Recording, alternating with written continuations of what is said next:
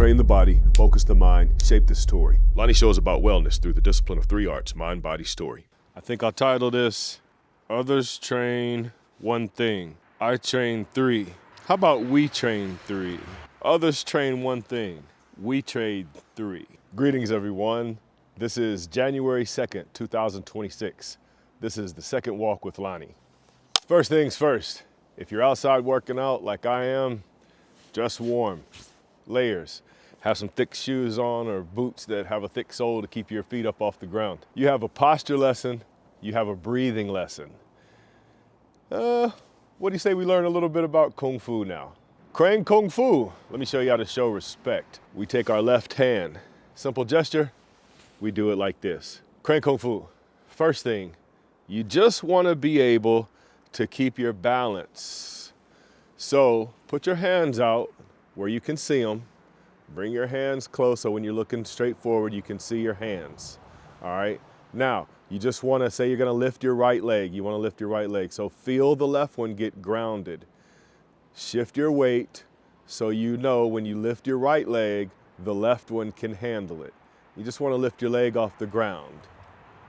Lift the other one off the ground. Feel what that's like. Feel your hips. Feel all your joints have to lock in a certain place in order to keep this foot off the ground.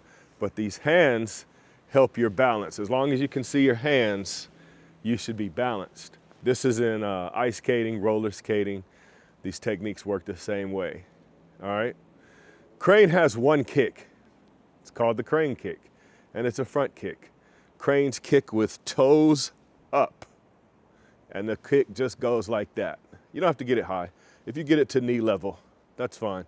What you want to do is work on stretching and warming up the hamstring muscles. All right? So, not as high as you can get it, but as high as you can comfortably go. I'm on snow here.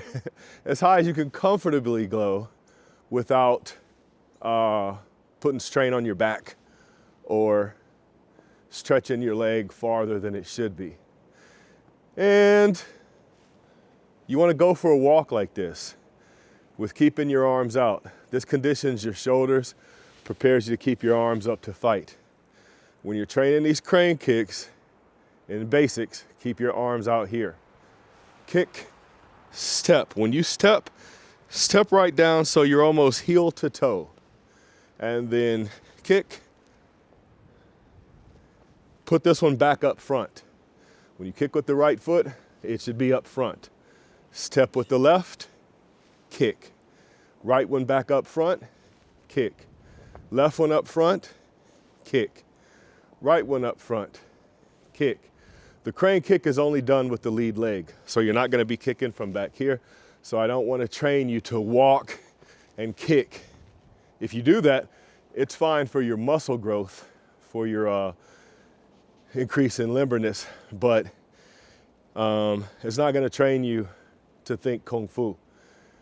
Crane kick, lead leg only. You should do twice a day, 15 kicks with each leg. Every day until I tell you to stop. Add this to your repertoire. You got posture, always aware, sitting and standing. You got your 30 breaths in the morning, in through the nose, out through the mouth. Out through the nose. After your first 3 breaths, out through the mouth. And now you have crane kicking, and you know how to salute. And that's your Kung Fu lesson for today. And now we're on our walk. In honor of the day 2, I make a partnership with you to be truthful to you, if you be truthful to you. On this walk, we're going to talk about riding. Yes, it's 15 degrees out here. All right, so in riding, how do you become a rider? Well, I'll tell you. You pick up a pen, you pick up some paper, you sit down, and you get alone, and you write your story. You can make it up. You can make it real. But here's the number one thing I want to get at before I start telling you to write a story and about how to write a story and about story itself. I want to tell you, when you start out to write your story, do not think about writing your masterpiece. Your first story is going to suck. Your first draft is going to suck. And your first revision of that draft is going to suck. So the process of writing requires critique. People have to read your stuff. You have to submit it to them. And when they give you feedback, you have to stay shut up and listen when you're writing your first story. Just make it something simple. Try to think of your top 3 stories. The best one, the masterpiece that you can write, put that one aside. Don't think about that until after you're pretty good at writing. Because you're gonna have to submit, in order to get good at writing, you have to submit your writing to other people so they can read it, critique it. And for a young writer, that can be kind of hard. Maybe go the other way, the wind's wild this way. If you put, like say, most writers, they want to start writing their life story. Everybody thinks they're so interesting, and maybe they are, but your life story is not something, it's your heart. And you don't want to put your heart on the table for other people who really don't care about you, maybe. Their job is just to do the work and critique your writing. And if your ears aren't toughened to hear the critique, then you can get hurt, you can get discouraged from writing and give it up. So, when you're critiquing others, that's another part of learning to write. You have to read other people's stuff and you have to critique it. You have to say, with learning the techniques of writing, you have to get descriptive and say what's working with the story, what's working with the story and what is not working with the story. It's not enough to say this story sucks. But if you say this story sucks and then you say why, like the characters are dry, the plot is weak, the setting's unrealistic, then good. That gives somebody, a young writer, something to go back to the writing room and think about. So in writing, you write your story, set on it a second, a day, a week, revise it on your own, then give it for critique, then go back and revise it. So before you even start writing is a process. You don't just learn to write and then write a story and that's it.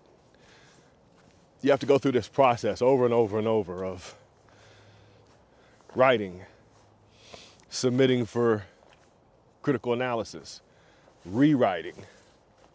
So that said, I just want you to prepare for what's to come so you're not surprised and you don't get discouraged because of the time consuming. Writing story. In particular, I'm gonna groom you for screenwriting, and that includes writing for television too. So you can see your story come to life and you can write for that. I'm gonna, at some point, talk to you about prose and poetry. For me, those things helped improve my dialogue writing. Makes characters more interesting to listen to. So, before I go into story and elements, let's just talk about writing your first story. If I'm your teacher, then I would tell you, pick up the pen, pick up a paper, and write a story, a simple story, and then let's build on it. Let's talk about the elements of story with what you've already written, instead of you sit down for a lecture and then try to intake a whole bunch of stuff and then go write. The end goal is just the same, go write. If you know how to read, you know how to write. You don't have to acquire any additional skills in order to write a story. You do in order to write a good story, and you do have to acquire quite a few additional skills in order to write a screenplay, because writing a screenplay is a lot different than writing a conventional story, because you don't have all the elements of everything that happens within a scene in a screenplay, and you don't get the description of all the characters and what they're thinking. If you think about watching a movie, we watch movies, we don't know what every character is thinking. Sometimes we get a clue because the director wants us to know something that's important to the story. But we don't have this omnipresent narrator who knows everything, and he's everywhere at every time. He's in people's heads. He knows what's going to happen in the future. He knows the backstory of everybody. Get a pen, get a paper, write a story. It could be something super simple. This is the only thing I'm going to give you. You need a beginning, a middle, and an end. So for example, take the kindergarten, first grade writing. Y'all ever heard this? See Spot run. Spot runs fast. Run, Spot, run. That's a beginning, a middle, and an end. Spot runs fast, so he did. Other people looked. What can you do with this Spot story? Well, we can put it in context. What does that mean? It means that we start asking questions about Spot and his surroundings. Where is Spot? That's the setting. Where does the story take place? Is Spot in the park? Is Spot in the forest? Is Spot in the house? Setting. Where is Spot? Actually, what I just gave you is location. We're just going to talk about time. I can't talk about all the elements of story in one walk, one class, one lesson. I mean, I could, but it'd go right over your head. And I don't mean to say that to insult you like you're not a genius or something, maybe you are. But if you're like me, who's not a genius, then we want to intake information a little bit at a time. We're not trying to overwhelm ourselves because we can't learn everything at one time. Even though we get told, time, what time does Spot run and people see Spot run? If you could start with something as simple as the Spot story and then flesh it out. And let's talk about this, or these. Answer some questions. Does Spot have any friends? Who saw Spot run? Why is Spot running? Can you add to the story? Is Spot hungry? He's chasing food. Is Spot scared? He's running away. Is Spot pissed and he's going to bite somebody? A beginning, a middle, and an end, and you have a story. Start with something you know and write that story. Something you saw or something that happened to you. You can totally make it up if you want. It doesn't have to be true or 100% true. Just write your story. Make it short, because then you have less to revise. You can learn quicker because I can talk with you about it faster. And we'll be on to the next story and the next lesson. Learning how to write is a skill that can make you money, as well as a skill to be used for therapy. When I was studying psychology on a PhD level, I designed undergraduate programs for young psychologists dealing with movie therapy and poetry therapy. Did you know these are real things? Yeah, so you can write poems, write stories, even fractions of characters that can help explain you to you. There might have been some things you did in your life you're not proud of. You're not even sure why you did it. Might have been spontaneous moment, an opportunity, not something you planned, just an opportunity, and you didn't think long enough. You didn't breathe first. The story, writing the story, allowed me to explore my own feelings, my own mind, the path that led to my decisions.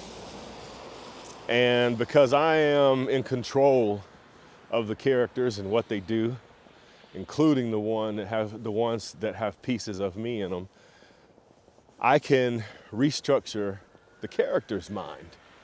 If I can restructure the character's mind and find something redeemable, maybe not exactly an excuse, but a way to see things from that character's point of view, then I can understand myself a little better. That's the therapy part. The pure writing part is you want others to be able to comprehend your characters. You want them to feel that they're realistic, believable. And you want to give an explanation for why they did what they did. Again, it's not an excuse, but it's an explanation. There are human redeeming qualities that we need to get at to explain others so we can comprehend others, but mostly so we can comprehend ourselves and live with ourselves well. Wellness is very important. It's more important than new shoes or rims on your car or even the best house. You want to be happy and healthy and alive, right? That deals with exercise and food and people choices. When you're writing, you're going to spend a lot of time alone. When you're practicing Kung Fu, you're going to spend time alone. Developing yourself is partially done alone, partially done with others. There's a time when you're by yourself and you're doing your things, improving yourself, making the muscles stronger, making the brain sharper, more knowledgeable. Then there's time to come out and share. What I want you to do is get a pen, a paper, and start writing your story. It should only be a half page to a page. 2 to 4 paragraphs, write a short story, could be about anything, and that's going to be the blueprint that I will use to help you learn how to screenwrite. All right?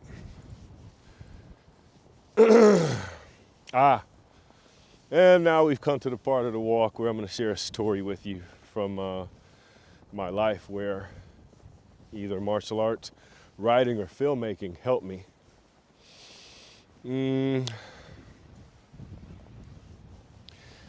Well, since we talked about alone and social life, I'll tell you this.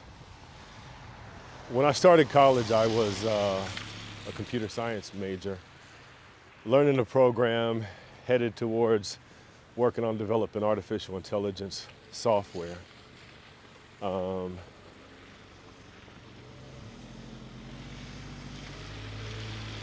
A trip to Mexico changed that. I met a bunch of people who were teaching English and all around the world and having a blast. They didn't make a lot of money, but they had some chill lifestyles, nice apartments, condos. They bought drinks for people about every night and paid for the grilled food and the alcohol on Sundays when they watched the American football game. I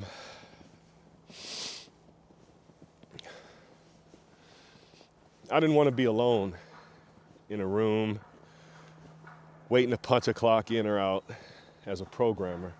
That would have been my life. I gave up computer programming and end up as a writer and a filmmaker and spending a lot of time alone in the room anyway. The difference is I don't punch a clock in or out. I work for myself and I love what I do. Writing and filmmaking and Kung Fu are things that you can do and improve on without anybody else once you have the skills. I like the individualism of being able to make a whole movie by myself. I like the idea of knowing 100% facets of a business. I know how to produce, read, write, operate the cameras, all the toys, the microphones, the editing system. Everything takes time. Don't let stagnation in learning discourage you. You're going to get to a point where you're stagnant. And you might get to a point where you feel like, I want to learn this stuff, hurry up. I won't learn it fast. Just keep practicing, one step at a time. Get out a pen and paper, start writing your story, and I'll help you become a writer. Peace. Train the body, focus the mind, shape the story.